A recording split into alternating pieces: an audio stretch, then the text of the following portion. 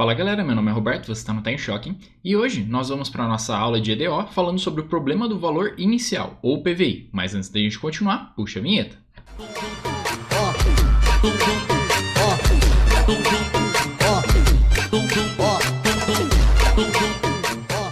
Bem, então, antes da gente entender o que é o problema do valor inicial, a gente tem que definir algumas coisas em relação a EDOs, para fixar junto ao conteúdo da aula passada. Na aula passada eu expliquei para vocês como que nós podemos gerar EDOs a partir de problemas físicos, que foi o problema do pêndulo e o problema do movimento harmônico simples, com massa mola, sem dissipação de energia. Então a gente gerou as EDOs. Então vamos dar nome aos bois a cada termo de uma EDO para que a gente não se confunda com a literatura, que você vai ver nos livros. Então, numa EDO, é uma equação que relaciona uma função de uma variável e suas derivadas.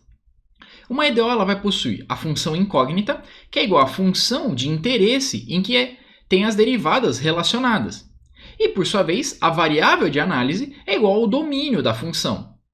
Porém, por uma questão de força do hábito, muitas vezes a gente fala variável nos referindo à função incógnita, porque realmente a nossa variável do problema é uma função, mas em termos técnicos ela é a função incógnita e o domínio é a variável. Então perceba, numa EDO, como nesse exemplo aqui, eu tenho a derivada ao quadrado da minha função f de x em relação a x, faltou aqui ao quadrado, mais f de x quadrado mais 4 é igual a zero. Olha só que interessante, eu sei que f de x é a minha função, só que a gente, por querer encontrar ela, tem o hábito de falar o quê? Variável.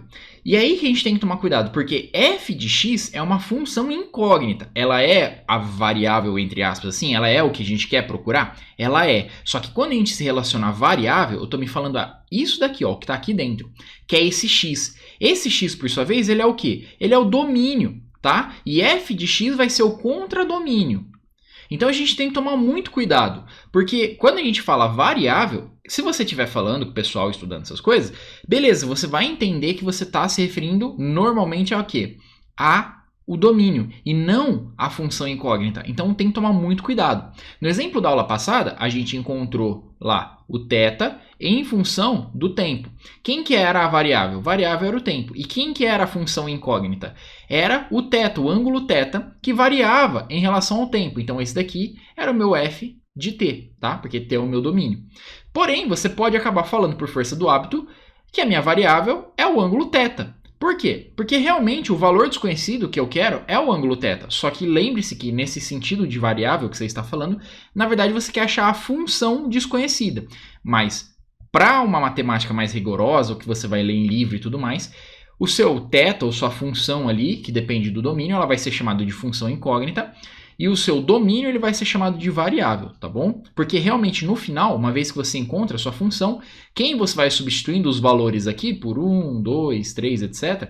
para encontrar o valor dessa função é aqui dentro do seu domínio, dentro da sua variável. Então, dado o exemplo dessa EDO, a gente vai aprender como calcula ela e tudo mais. Uma EDO clássica, ela sempre vai relacionar o quê? Uma parte com uma derivada, e essa derivada ela pode ter diversas ordens. A ordem é o grau da sua derivada. Então, se eu falo que ela é de ordem 1, quer dizer que é a derivada primeira. Se eu falo que é de ordem 2, é que nessa daqui, ó, derivada a segunda. De ordem 3, derivada a terceira, e assim por diante. Você pode ter o termo que é a própria função, então perceba, eu posso ter a minha função ou só a derivada dela, ou posso ter ambas, e eu posso ter também uma constante, ou até mesmo aqui, vamos supor que eu estivesse somando aqui, a própria variável, tá? Então, o que vai satisfazer eu falar assim, é uma EDO? Ela vai ter que ter pelo menos uma derivada aqui. Em relação ao quê? Em relação à minha função, tá bom? Pode apresentar constante, pode apresentar variável, pode apresentar até a mesma função. Só que se não tiver a derivada, não é EDO, tá bom? Então fique bem claro isso. Segunda condição também para ser EDO, a minha variável de interesse, é por isso que eu falo para a gente tomar cuidado com o linguajar para não errar, tá? Às vezes eu posso acabar falando variável também nos vídeos, eu peço perdão, mas se eu estiver me referindo a variável como função, vocês já sabem, tá? Mas eu sempre vou tentar seguir o vocabulário mais correto. Você percebe que a sua variável aqui de análise, ela é única. Se você tivesse aqui outras variáveis, por exemplo, y, ou variando em relação a y, etc., aí não é mais uma EDO, aí se torna uma EDP, tá bom? Então, nesse caso, não é EDO. Bem, aí a gente tem que entrar numa outra coisa, a notação. A notação é muito importante, porque esse símbolo aqui, ele meio que ele choca as pessoas, né? A gente fica com medo dele, porque é um negócio meio zoado. A derivada de f de x em relação a x parece que é uma divisão, é meio estranho. Então o que a gente faz? Vários autores ao longo da história foram desenvolvendo notações para representar essas coisas. E aí, tem essa primeira anotação que a gente viu no cálculo. A gente viu que tem a anotação da linha, em que para cada nível de derivada, para cada grau dela, ou ordem, você vai colocando uma linha a mais. Então, essa derivada de primeira ordem, você coloca uma linha. Para a derivada de segunda ordem, você coloca duas linhas. E existe a notação do ponto. A notação do ponto, você coloca, em vez de uma linha, você coloca um ponto em cima da sua função. Expressando o quê? Que, na verdade, isso daqui não é a função, é a derivada a primeira, porque tem um ponto daquela função, f de x. Aqui é a derivada a segunda, porque tem dois pontos. Quando começa a ficar muito grande, a partir de quarta, quinta, sexta derivada, mais que 3, normalmente você não vai ver pontos. Você vai ver a função de x em relação, entre parênteses aqui, ó, por exemplo, ao grau, a ordem dessa derivada. Então, nesse caso, eu sei que é de grau 4, essa minha derivada. Então, a derivada a quarta. Tá bom? Por que a anotação do ponto é interessante? Porque a anotação do ponto, normalmente, ela vem acompanhada da omissão da sua variável. Então, normalmente, você vai ver o quê? Você vai ver f ponto mais f, dois pontos, mais, sei lá, k, que é uma constante, igual a zero. Isso daí expressa o quê? Primeiro, que isso daqui é uma função, tá? Isso daqui não é uma variável, isso daqui é uma função incógnita. E é aí também que surge muitas das dúvidas, porque a gente tende a falar que isso daqui é a variável, mas não é.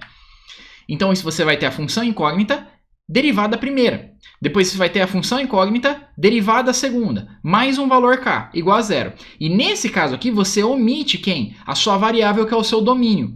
Por quê? Porque dependendo do seu exercício, do seu problema, isso daqui pode ser uma equação generalizada. Então depois você pode substituir o domínio num exercício físico pelo tempo, ou pela área, ou pela concentração. E aí depende, vai depender do seu problema físico. Então normalmente nos livros você vê omitido o que? A variável, que é o domínio, tá bom? Então toma muito cuidado, porque isso daqui, ó, f, é igual a f de x, dado a exceção que aqui ele está omitindo o domínio. Então você tem que tomar muito cuidado com essa escrita, tá bom? Em livros, normalmente, eles usam a letra y, e aí começa a causar muita confusão. Então, y, aí você vai ter y derivado, você fala, mas pera, do que está acontecendo aqui? Ele vai te dar alguma outra variável, por exemplo, x, então você sabe que y de x é uma função, tá bom? Então, y derivado é y derivado aqui em relação a x, tá bom? Então, você tem que tomar muito cuidado com isso. E aí, agora a gente pode entrar no problema do PVI. O problema do PVI, ou o problema do valor inicial, é o seguinte: várias funções podem ter a mesma derivada. A gente viu isso em cálculo. Poxa, eu tenho aqui 3 retas. Eu vou chamar as funções o seguinte. Eu teria a função f1, f2, f3, ambas são retas crescentes. Se você olhar aqui para os mesmos pontos, elas vão possuir a mesma ângulo de inclinação, ou seja, a mesma derivada, a mesma taxa de variação. Então, nesse caso, essas funções elas são iguais, exceto por uma constante que vai fazer com que ela se desloque para cima ou para baixo. Então, se eu tomar como referência o roxo, a reta vermelha está deslocada para cima de um valor, que é uma constante só que você adicionou na função. Por sua vez, a verde está deslocada para baixo, então você subtraiu uma constante. Então a sua f1 mais uma constante multiplicativa é igual à sua f2. E a mesma coisa vale para f3. Então, por exemplo, a sua f3 menos uma constante aqui, ela vai ser igual à sua f2. Só que quando você tira a derivada disso daqui, você acha a derivada de f2 e de f3 ou de f1, perceba que como você tem uma constante aqui na função, e ela está somando ou subtraindo, a derivada de uma constante é zero. É por isso que as derivadas elas são iguais. E aí qual que é o problema? O problema é que se você estiver querendo achar uma resposta específica para um determinado caso, sistema, fenômeno físico, como é que você vai saber qual função é a correta? Porque um deslocamento desse no gráfico, para a gente na matemática pode ser só um deslocamento. Numa questão física, pode impactar diretamente no seu sistema. E aí, às vezes, fatores de grandeza são críticos no seu projeto. É por isso que você tem que determinar o quê? Um valor inicial, para que você consiga identificar qual dessas funções você quer. Então, a solução única requer uma condição de contorno. Então, você fala assim, ó, eu quero uma condição única, eu quero achar uma única função que resolva esse meu problema. após você definir a sua equação, você tem que dar um valor ali para a sua função em um ponto específico. Então, aqui no seu gráfico, você vai ter o quê? Você tem aqui a sua f de x e você tem o seu x. Lembrando que x é o seu domínio e f de x é o seu contradomínio. E aí, o que é que vai acontecer? Se você vai achar lá da sua EDO, você vai resolver ela e você vai obter várias funções que solucionam aquela EDO. Só que se você quiser um caso específico, como por exemplo a f1, você vai ter que falar assim, ó, para esse valor aqui de x, eu vou obter esse valor aqui, ó, de f de x.